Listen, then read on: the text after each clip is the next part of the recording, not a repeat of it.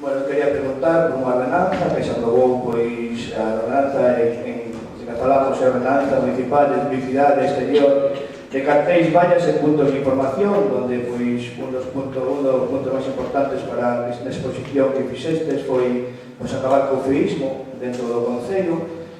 Esta, pois, iso, faláramos no primeiro acordo que se falou que en 6 meses intentaría, pois, empezar se iba a informar a toda aquela xente que estaba, pois, facendo uso de bueno, as súas sinais en cruces e en estradas, pois, que claro que tiña que acollerse esta ordenanza e se iba a dar un plazo de 6 meses.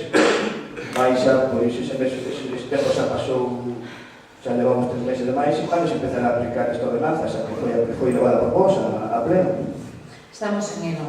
Contábamos do 31 de diciembre e empezar xa, pero se están terminando concretando os carteles.